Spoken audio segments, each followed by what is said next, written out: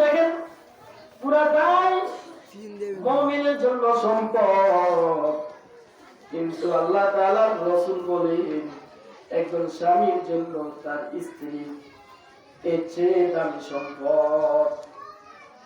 পুরা পৃথিবীটা হচ্ছে মানুষের জন্য একটা সম্পদ, তবে একটা স্বামীর জন্য তার উত্তম সম্পদ হলো তার নেককার স্ত্রী। সুবহানাল্লাহ। قال رسول الله صلى الله عليه وسلم الدنيا كلها متاع। রাসূল বলেন দুনিয়া এটা পুরাটাই সম্পদ। وخير متاع الدنيا المرأة الصالحة। আর এই সম্পদের ভিতরে উত্তম সম্পদ হলো একজন নেককার নারী।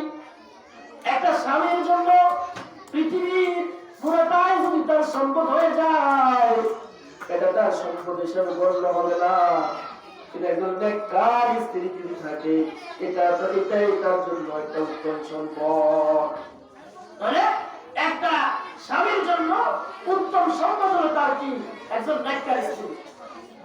এখন নেককার স্ত্রী, আবার হাদিসে আছে যখন তোমরা বিয়ে করবা তখন নেককার 4 শ্রেণীকে বিয়ে করো।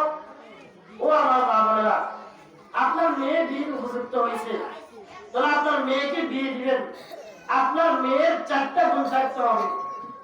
রাসূল বলেন 4টা গুণ যার কাছে পাইবা তুমি তাকে বিয়ে করবা।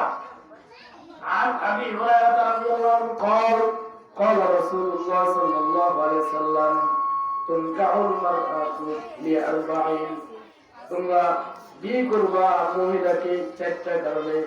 1 নাম্বার লিমালিহা, যে মেয়ের সম্পদ আছে, মাল আছে, ওই মেয়েটাকে তোমরা বিয়ে করবা।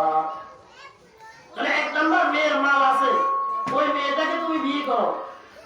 2 নাম্বার বলে আসাবিয়া, মেয়ের মাল নাই কিন্তু মেয়ের সম্পদ নাই, তবে মেয়ের বংশ আছে।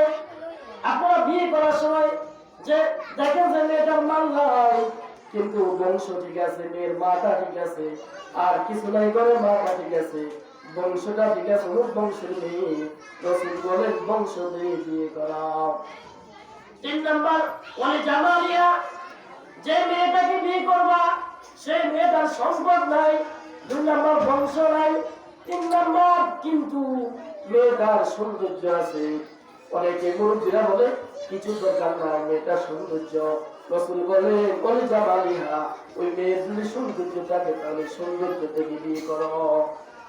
4 নাম্বার ওয়ালি দিনিয়া, রাসূল বলেন একটা মেয়ের সম্পদ নাই, একটা মেয়ের বংশ নাই, একটা মেয়ের এরপরে একটা মেয়ের সৌন্দর্য নাই, তবে একটা জিনিস রয়েছে, সেটা হচ্ছে মেয়েটা ধার্মিক, মেয়েটা কোরআনে কারীম মুখস্থ করেছে, হাফেজা, মেয়েটা নুরানি মাদ্রাসায় পড়ছে, নুরুল কওমি মাদ্রাসায় পড়ছে, এখানে 3 জামাত পড়েছে, কোরআন শরীফটা শুদ্ধ করে পড়তে পারে, তাহলে ওই 3 গুণ না থাকা সত্ত্বেও এই মেয়েটা নামাজি, এই মেয়েটা স্বামীর খেদমত করবে, এই মেয়েটা শ্বশুর শাশুড়ির খেদমত করবে, এই মেয়ে স্বামীকে আর কিছু দিতে পারুক আর না পারুক, সকাল বিকাল কোরআন তেলাওয়াত করে স্বামীর জন্য দোয়া করবে।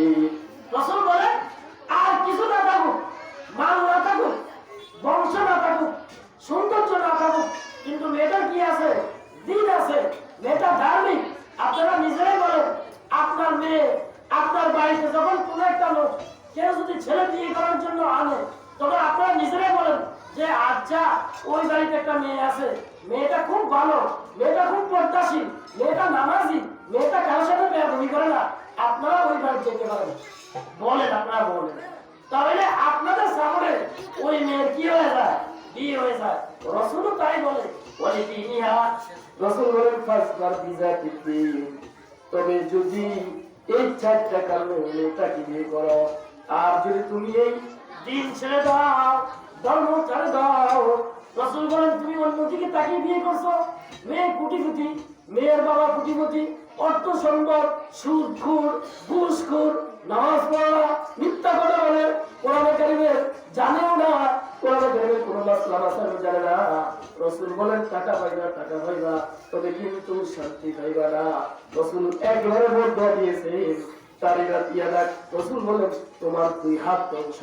মানে এখানে জুজ মানে কোন উদ্দেশ্য, অর্থাৎ তুমি ধ্বংস হও। নাউজুবিল্লাহ। তাহলে একটা মেয়েকে বিয়ে করাইতে হলে 4টা গুণ দেখবে। এখন এখানে যারা আসছেন আপনি দেখেন আপনার মেয়েটার এই 4 গুণ আছে কিনা। 2 নাম্বার, ছেলে বলে হুজুর এখন মেয়ের কথা বললেন, ছেলের কি গুণ থাকা দরকার? ছেলের যে বিয়ে দিব, ছেলের তো একটা গুণ থাকা দরকার। কি বলেন? দরকার আছে। শুনেন, মেয়ের 4 গুণ আর ছেলের 2 গুণ। ছেলের 2 গুণ, যে ছেলের কাছে 2টা গুণ পাইবে ওই ছেলের কাছে আপনার মেয়ে বিয়ে দিবেন। কি ক্বালা রাসূলুল্লাহ সাল্লাল্লাহু আলাইহি ওয়াসাল্লাম ইদা খাতাবা ইলাইকুম, আল্লাহ রাসূল বলেন ও আমার উম্মতের নারীরা, যখন তোমাদের কাছে কোনো পুরুষ বিয়ের জন্য প্রস্তাব দেয়, তোমার মেয়ের কাছে বিয়ের প্রস্তাব দেয়, ইদা খাতাবা ইলাইকুম, যখন তোমাদের কাছে কেউ বিয়ের প্রস্তাব দেয়, মান তারদাওনা খুলকাহু ওয়া দীনাহু, রাসূল বলেন তুমি 2টা জিনিস দেখো, ওই ছেলের 1 নাম্বার ছেলের আখলাক ঠিক আছে কিনা, চরিত্র ঠিক আছে কিনা। তুমি যদি খবর নিয়ে দেখো না না ছেলেটার কিছু নাই, তবে ছেলেটার চরিত্র ঠিক আছে, ছেলেটার চরিত্রের ভিতরে কোনো আঘাত নাই, কোনো ব্যাড নাই, কোনো ব্যাড রেকর্ড নাই, এলাকাতে সময় হলে ছেলেটা খুব ভালো। যদি তোমার কাছে এই কথা আসে বা তোমার কাছে সন্তুষ্ট লাগে, মান তারাদাওনা খুলকাহু, যে তার আখলাক সম্পর্কে তুমি সন্তুষ্ট হও, ওদিনাহু, আর 2 নাম্বার হচ্ছে তার ধার্মিক।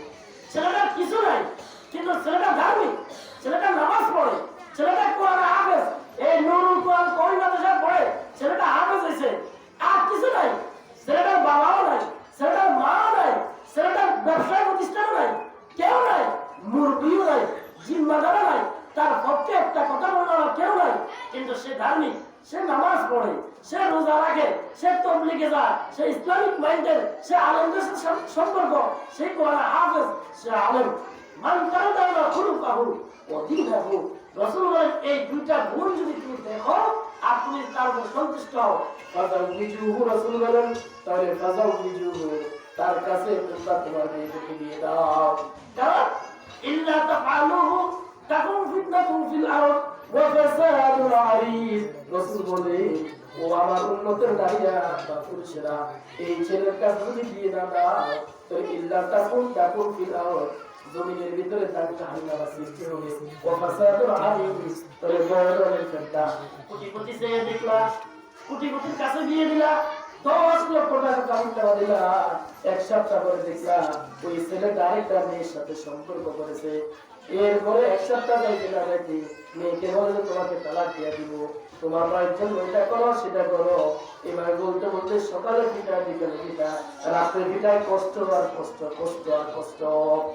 1 ওয়াক্ত নামাজ পড়ে না, 1 ওয়াক্ত একবার রোজা রাখে না, সকাল থেকে সন্ধ্যা পর্যন্ত আল্লাহ কি জিনিস, রাসূল কি জিনিস, পশ্চিম কি জিনিস, পূর্ব কি জিনিস, মরণ কি জিনিস, আসর কি জিনিস, মিজান কি জিনিস, দাড়ি কি জিনিস, টুপি কি জিনিস, কিছুই ছিল না।